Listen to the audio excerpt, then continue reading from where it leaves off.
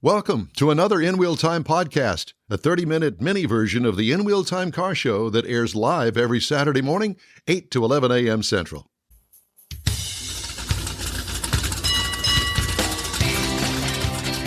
Live from the 48th annual state run of the Lone Star Street Rod Association at Hewlett Park in Granbury, Texas. It's the In Wheel Time car talk show. Coming up, we're going to have Tammy Dooley stop by, we think. Well, at least she's scheduled to be here with us. Conrad's going to have the In Wheel Time car clinic, and we're going to get to Jeff's 5 American cars not sold in the USA, along with some of the headlines making news this week. That's automotive news. We don't care about anything else. This is a car show, baby. Howdy, along with Mike out of this world, Mars, King Conrad DeLong. We need more Jeff Dziekan, our chief engineer, bottle washer, and a rare man in the world of broadcast engineering, David Ainsley. Soon to be entered into the Hall of Fame with you, Don. Okay, well, I'll vote for him. There's no doubt about it. Yeah. Now that the court restrictions are off of him, he can do that. Yeah, court restrictions. That's right. And that's why we're here, because everyone paid up their tickets and their warrants are invalid. Who is our guest there, Mr. Mars? You've heard about him. This is the legend, the myth, Mr. Don Goodnight and his 32 Ford. Don Goodnight. This is number 5. Yeah, on the roll of the Lone Star Street Rod Association. So what's it like to be involved with this bunch of hoodlums out here for 48 years? The villains. Is it good? Well, I had to take a break in there, to settle my nerves. Is that what it was? Yeah, it probably had a family thing going on at a time or two. A bottle of Jack Daniels. It's kind of been a lifelong thing. Yep. That 32 Ford right there, I saw a magazine cover. Move that microphone a little bit closer to your mouth. Yeah. Microphone cover there back in around 1971. Yeah. Rod and Custom magazine. Sure. And it had the old McMullen Roadster on it. And I just kept looking at that car. And I've always wanted a 32 Highboy Roadster. And finally able to get one here a few years ago. So did you buy it? Is that the way you bought it? This one I bought, yes. Yep. And what did you have prior to this? Well, I've got a 35 Chevrolet right now that I bought also. Now, when I was young and full of energy, I built Model A's. Okay. Street rods. And you hot rodded Model A's. Well, yeah. Yeah. He kind of dismisses it like, yeah. Well, the first one I built didn't have air conditioning in it, and within a year or two, I said the next one I build is going to have air conditioning. Yeah. Of course, then I turn around, I've got a Roadster now that doesn't have air conditioning. So. Doesn't need it, though. What's the difference between a high boy and a low boy? Well, a high boy, right below that body line there, there's that's your frame. Yep. And a high boy, they basically say, well, the body stays at the same height. Theoretically, you could go over there and bolt 32 fenders and everything onto it. Where a low boy, they actually channel the inside of the body where it goes down. Drop it on the frame. Drop it on the frame. Gotcha. Lowers it several inches. But that seems to me that could be problematic because the thing sits pretty low just as it is right there. Well, yeah, the front axle is about 3 inches off the ground on this one. So it does set pretty low. Suspension. All it does is really lower the body, makes it more aerodynamic. So is it got a transverse leaf spring in the front of it? It does. It's got the original style 32 Ford spring in the front. Yeah. How does that drive?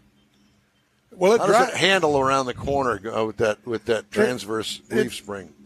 It actually drives and handles pretty good. Of course, when you've got that set up on the front of an old Ford, and they used that setup up even through the dual I-beams up into the early 50s. 50s, yes. But it actually drives pretty good. Now, it rides kind of like a buggy. Gotcha. So it's a little stiff. It's a little stiff, and it's not a comfort ride.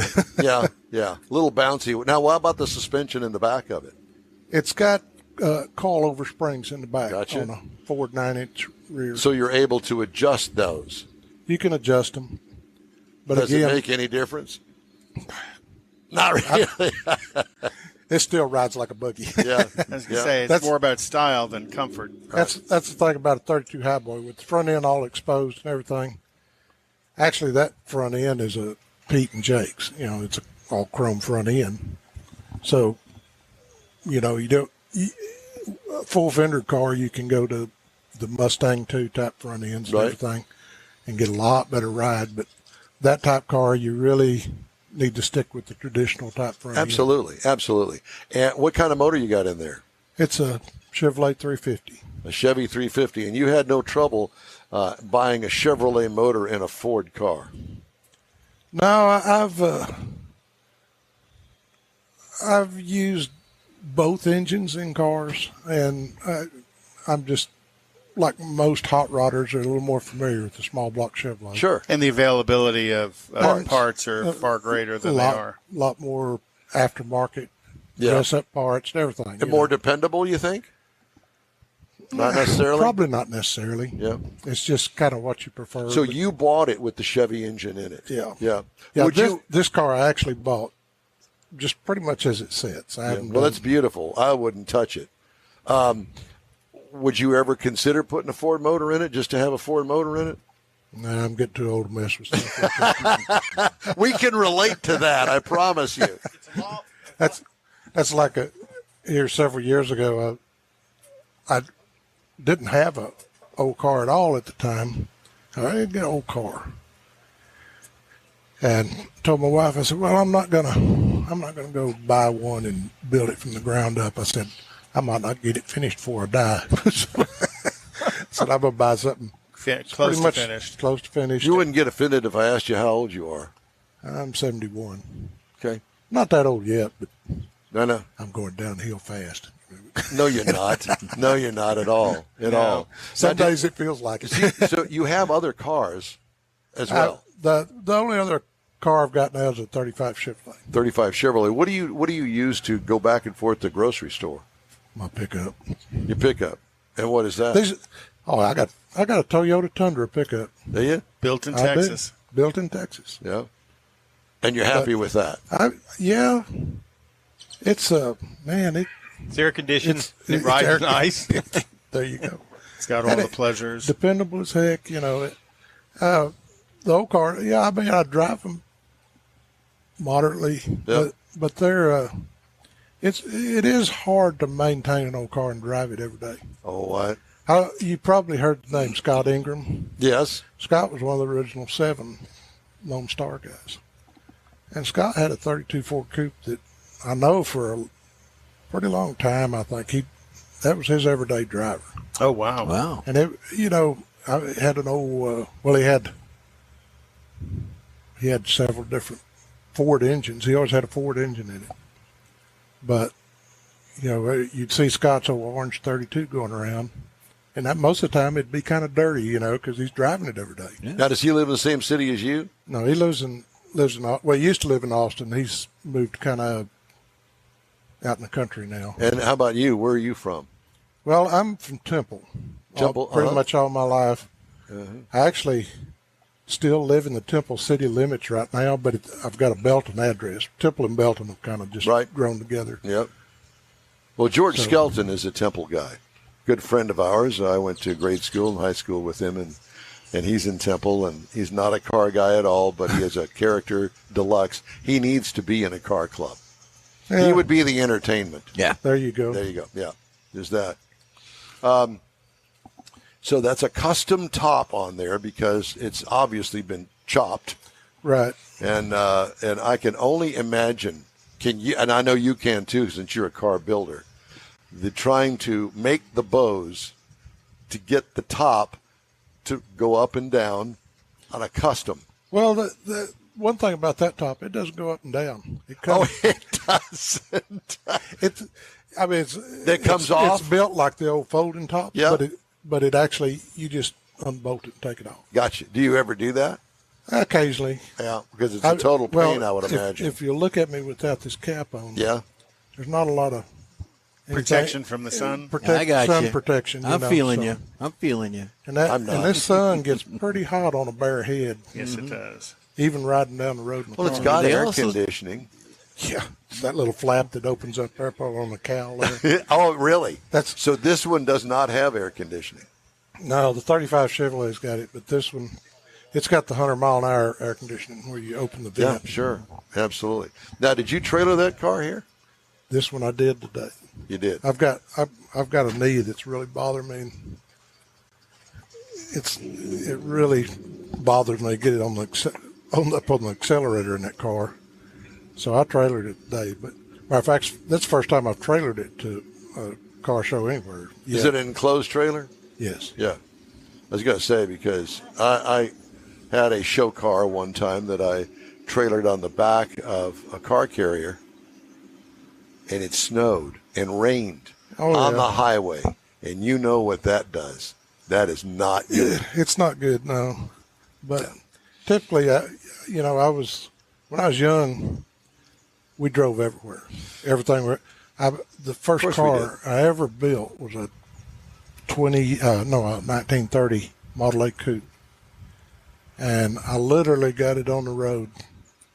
And from Temple, the furthest I'd ever driven it was Waco and back. And we had several guys there around town. Well, let's go. The NSRA Nationals was in Tulsa that year. Yeah, that's a good haul. Let's go to Tulsa. And I was about 21 years old. Just got it on the road, no paint.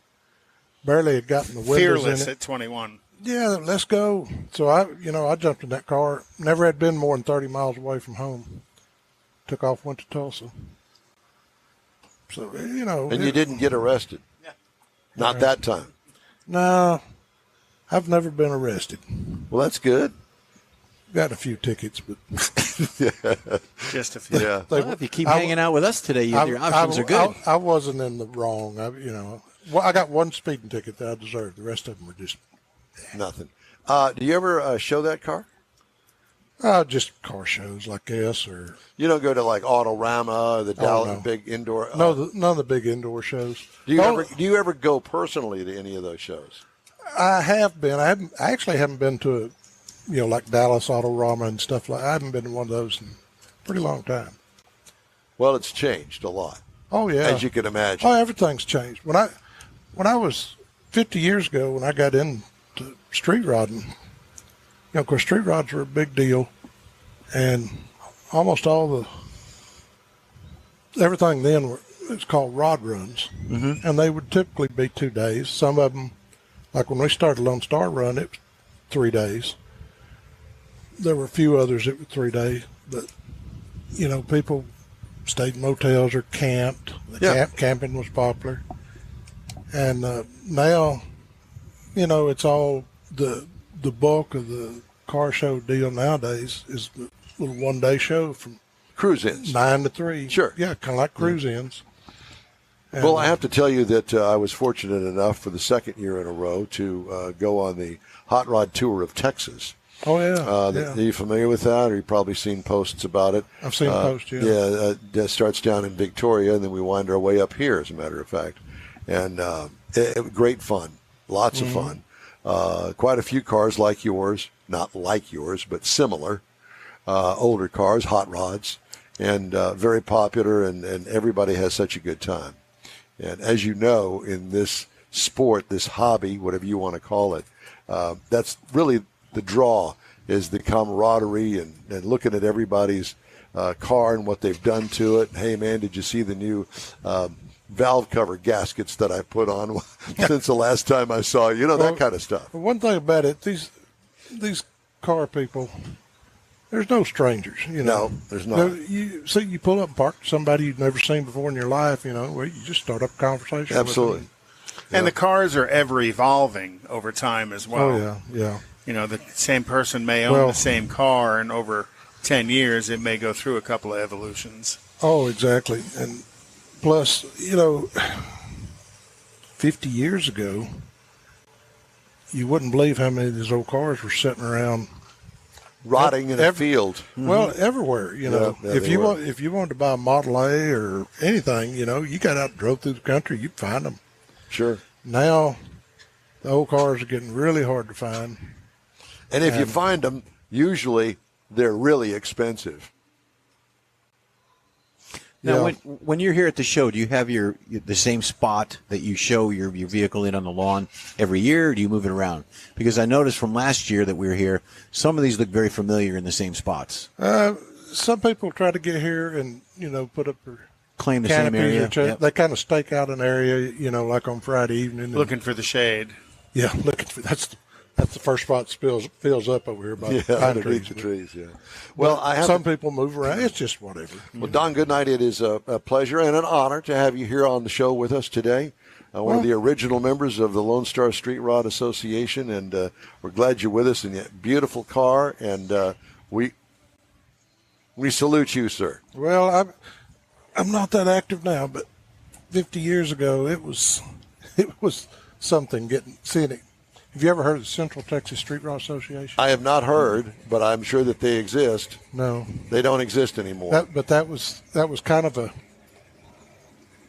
original deal for the people that got the Lone Star Street Rod Association. It was a catalyst for it. It was catalyst. All the people lived up and down I-35. Sure. And we'd been talking about forming a Central Texas Street Rod Association between the clubs along I-35.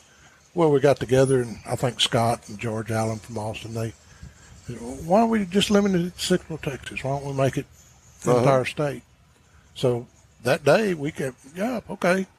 So we come up with the Lone Star Street Rod Association, and it blossomed from there. We set up a meeting at the Capitol grounds in Austin, I think 2 or 3 weeks after that. How many different clubs now are part of the Lone Star Street Rod Association? Now? I have no clue. No. You don't see as many clubs now as you used to. Right. Clubs were a big deal. Yes, they 50 were. years ago. Oh, yeah. Now there's still a lot of clubs around, but it's a little more loosely tied. I know there in Central Texas, we do an email. It's kind of like an email club. Yeah. There's no club rules, no officers or anything. We just send out emails to keep people up to date on what's going on and where the events are. Exactly.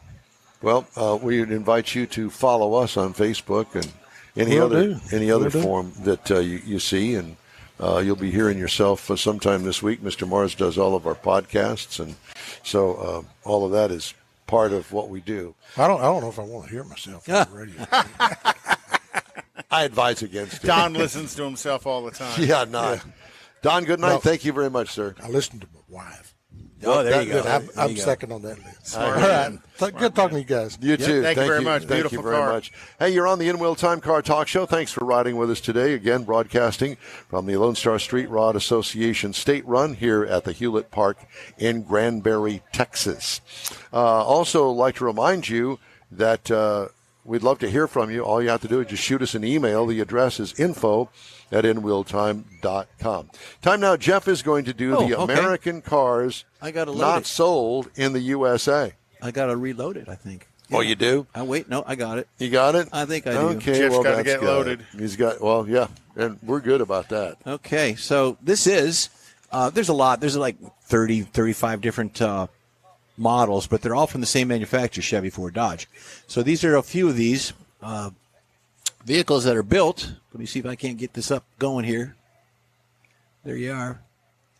That the first one we have here is a Dodge GTX V8. Chrysler Corporation was pretty active in Argentina, and it produced several models aimed directly to the local market.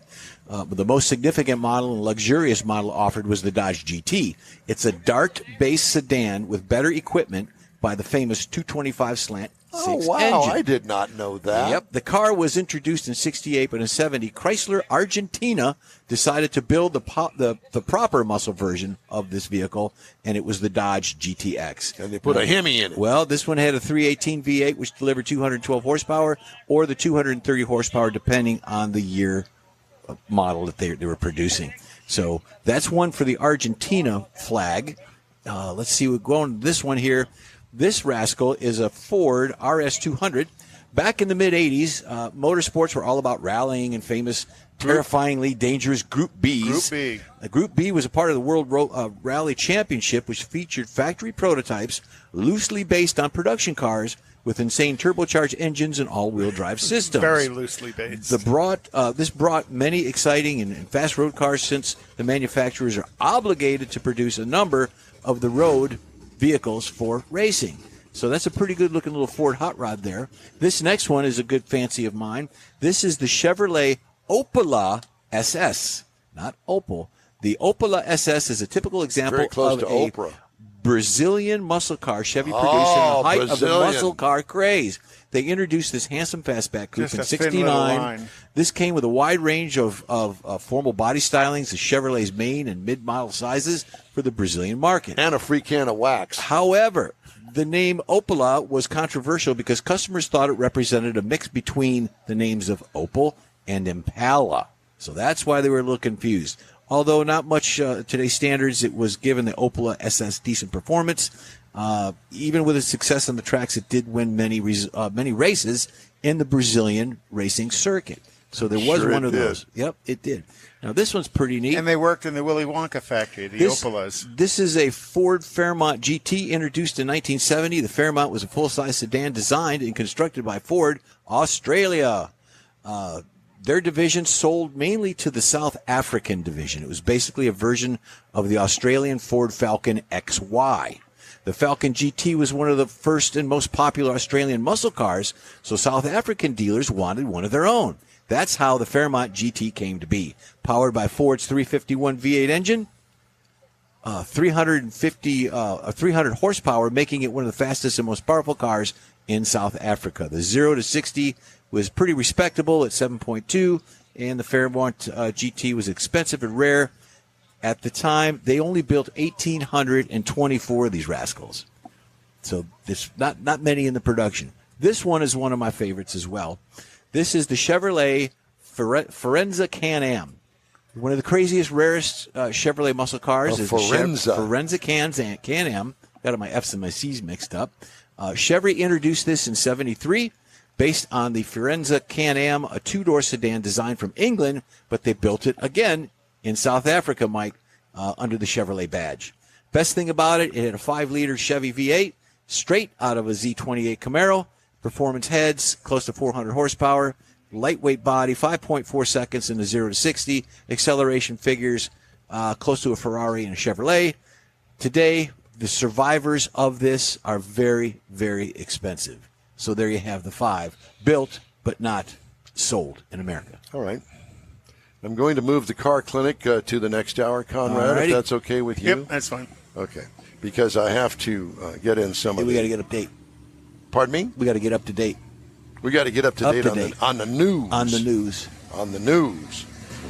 You ready? Wow. Yeah. Is that a 64 Impala? I don't know, but I looks want like it. What did you say, Got a good Conrad? yeah, it looks like it's got a good rumble to it. You ever have problems getting an inspection sticker? No. Should I? No, I mean, there's a couple getting- of shops that hand them out pretty easy. Getting the car to pass inspection. Let me Yes, put it that way. That can be an issue. Okay. Well, you don't have to worry about it after next year. Okay? Boy, there's a lot of exhaust going on right now, right Yeah, here. and we're going to talk about this rumble and why that rumble sounds like In that. 2025, state inspection stickers will be replaced by an annual $7.50 fee, the same as the current inspection fee, but without the need to actually take your car, for most, into the shop. Drivers in new vehicles that have not previously been registered will pay $16.75 upon registration. That money will benefit the Texas Mobility Fund. You got to be kidding me. Some law enforcement officials opposed the bill in front of the state Senate Affairs Committee during the legislative session, arguing annual inspections protect the public from dangerous vehicles. Oh, no.